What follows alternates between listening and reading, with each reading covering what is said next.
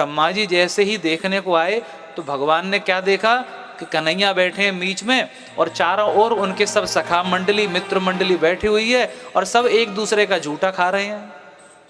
रोटी के बीच में टेंटी को अचार लगायो और वाको बनायो रोल और एक कृष्ण कन्हैया खा रहे हैं, वही ये दूसरों मित्र खा रहा है। अब ब्रह्मा जी ने देखी न झूठे का विचार न शुद्धता का विचार, ये भगवान तो नहीं हो सकते क्योंकि भगवान के अपने नियम है, भगवान कैसे खा लेंगे किसी का झूठा, ये भगवान तो नहीं हो सकते। इतना ब्रह्मा जी देख ही रहे थे तो क्या देखा कि मधुमंगल से कन्हैया ने कही मधुमंगल तू क्या लेकर के आया है। जैसे ही मधुमंगल ने कही मैं कुछ नहीं लाया, कन्हैया बोले ये क्या है तेरी कुलिया में, बोले अरे तेरे मतलब की चीज ना है। ये कह करके मधुमंगल ने वो खट्टी छाछ अपने मुख से लगा ली और सोचा मैं ही इसको पी करके समाप्त कर दूं, कन्हैया को खट्टी छाछ न पीनी पड़ जाए।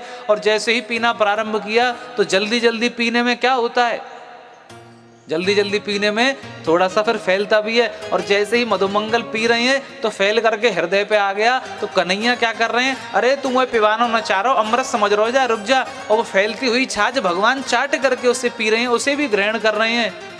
भगवान प्रेम के भूखे हैं।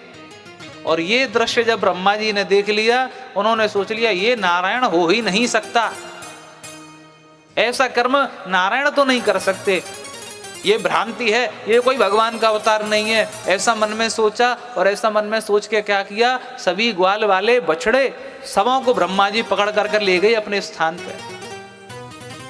अब कन्हैया ने देखा अच्छा ब्रह्मा बाबा मेरे सब ग्वाल वालों को लेकर के गए, पर ब्रह्मा बाबा को पता नहीं है ये सृष्टि रचने का जो कार्य है वो हमने ही आपको सौंपा है, पालनहार के सामने आप ऐसा कार्य करोगे। कन्हैया ने कही ले जाओ। अब ब्रह्मा जी तो ले गए। अब कन्हैया ने क्या किया कि जितने ग्वाल वाले ले गए थे ना उतने ही दूसरे बना दिए, जितने बछड़े गए थे उतने ही दूसरे बना दिए। और सब अपने ब्रज की लीलाओं का आनंद ले रहे हैं, सब बछड़े अपनी माओ का दूध पी रहे हैं, क्योंकि भाई सृष्टि के पालन करता, सृष्टि के जन्मदाता, संहार करता सब भगवान श्री कृष्ण ही हैं। अब बहुत समय हो गया, ब्रह्मा जी सोचे कि ग्वाल वालों को लेने के लिए कोई आया नहीं, 1 वर्ष बीत गया पर उन्हें लेने कोई नहीं आया। अब लेने जाए भी क्यों, ऊपर उनकी सेवा चाकरी भी करनी पड़ रही है, ग्वाल वालों को भोजन पानी का प्रबंध भी देना पड़ता है प्रतिदिन। ब्रह्मा जी उन्हें रख के परेशान, बोले ये इनको वापस लेने क्यों नहीं आए। भगवान ने कही ब्रह्मा जी आते हैं लेने के लिए।